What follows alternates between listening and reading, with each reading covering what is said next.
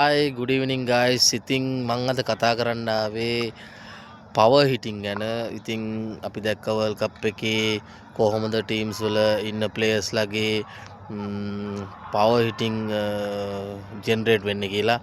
ඉතින් ඇත්තටම ශ්‍රී ලංකා කණ්ඩායම අපි ගත්තොත් මම හිතනවා අපි ස්ට්‍රගල් කරන්නේ පවර් හිටින් පැත්ත. මොකද ෆස්ට් පවර් ප්ලේ එකේ 6 ඕවර්ස් වල අපි හොඳ ලකුණු රැස් කරනවා. මොකද කුසල් මෙන්ඩිස් එතකොට පැතුම් නිස්සංක අනිවාර්යයෙන්ම ඒ පන්දුවර 6 තුල ලකුණු ප්‍රමාණයක් ලබා ගන්නවා. ඉතින් ඒකෙන් අපිට සෑහීමටපත් වෙන්න පුළුවන්.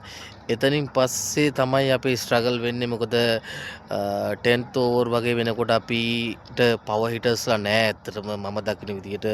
මොකද ඔයගොල්ලෝ දකිනවා ඇති බොහොම අමාරුවෙන් අපි පාරක් ගහගන්නේ අපේ ප්ලේයර්ස්ලා. ඉතින් ඒකත් 45 65 වගේ වෙනකන් තමයි බෝලේ යන්නේ. ඉතින් මම දකිනවා අපේ ස්ට්‍රගල් කරනවා. මොකද අපේ එකම පවර් හිටර් ඉන්නේ දසුන් ශානක විතරයි.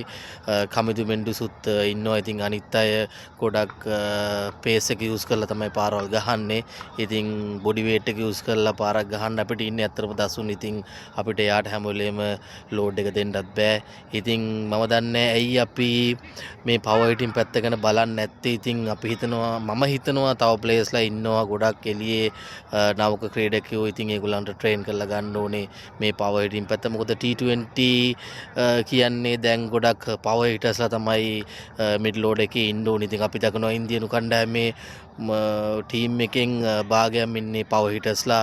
ඉතින් ඒගොල්ලෝ තමයි ගේම් එක ඇදගෙන යන්නේ. ඉතින් අනිත් කණ්ඩායම් වලත් අපි දැක්කොත් ඔක්කොමලා වගේ බෝලට හයියෙන් පහර දෙන ක්‍රීඩකයෝ තමයි ඉන්නේ. ඉතින් මම හිතනවා අපි ප්ලෑන් එකක් ගේන්න ඕනේ පවර් හිටර්ස්ලා ඇතුළට. ඉතින් මම පෞද්ගලිකව හිතනවා අපිට තියෙන එකම ප්‍රශ්නේ තමයි මේ පවර් හිටින්. ඒ හින්දා තමයි අපිට 150 ප්ලස් යන්න බැරි. දසුන් රන්ස් ගෙවුවොත් අපි 180 වෙනකන් යනවා. ඉතින් ඒක තමයි මගේ මතේ. ඉතින් අපි දන්නවා ඉස්සර අරවින්ද සිල්වලත් ටෙක්නික් බැට්ස්මන්ලා නමුත් ඒගොල්ලන්ට පාරක් ගහන්න ඕනේ වුණොත් ඒගොල්ලෝ අනිවාර්යයෙන්ම රින් එකෙන් එළියට පාරක් ගහනවම තමයි. ඉතින් ඒ වගේ අපේ මුත්තය මුරලිදරුනුත් යටින් ඇවිලා බෝලර්ස්ලා ඇටියට එයත් පාරක් ගහලා යනවා. පාරක් දෙකක් ගහලා. ඉතින් අපේ දැන් ඉන්න බෝලර්ස්ලා බැටින් පැත්ත මන් දන්නේ ඉම්ප්‍රූව් කරන්නේ නැද්ද කියලා. ඉතින් නුවන් කුරලසේකරත් ඇවිල්ලා මුලින්ම ස්ට්‍රගල් කරා බැටින්. ඊට පස්සේ එයත් හොඳට ක්‍රීඩා කරා. ඉතින් ඒ වගේම තමයි ගුරුසිංහ එයා තමයි හොඳටම අපේ පවර් හිටින් වල හිටියේ. ඉතින් ඒ වගේම අපේ නම්බර් 1 පවර් හිටර් තමයි තිසර පෙරේරා. ඉතින් ඒ වගේ පවර් හිටර්ස්ලා අපිට දැන් නැහැ. මම හිතනවා පෞද්ගලිකව අපි හදන්න ඕනේ වගේ ප්ලේයර්ස්ලා එළියෙන් ගේන්න ඕනේ. අන්ඩර් 19 ශ්‍රී ලංකා ඒවල ගොඩක් ප්ලේයර්ස්ලා ඉන්නවා. ගම්බද ගොඩක් ක්‍රිකටර්ස්ලා ඉන්නවා. ඉතින් ඒගොල්ලන්ව ගෙනල්ලා මේගොල්ලොත් එක්ක එකට දාන්න ඕනේ. ඉතින් මගේ මතේ නම් ඒක තමයි. ඉතින් මේක කරන්න පුළුවන්. ඉතින් මේකට ප්ලෑන් එකක් හදලා අපි T20 ෆෝමැට් එක කියන්නේ ගොඩක් වෙනස් ෆෝමැට් එකක්. ඉතින් මේකට ඇඩැප්ට් වෙනවා නම් අපිට අනිවාර්යයෙන්ම මිඩ් ලෝඩ් එකේ පවර් හිටර්ස්ලා ඕනේ. ඉතින් ගයිස් ඕගොල්ලන්ගේත් අදහස් යොමු කරන්න කමෙන්ට් එකක් දාන්න ෂෙයා පාරක් දාගෙන යන්න.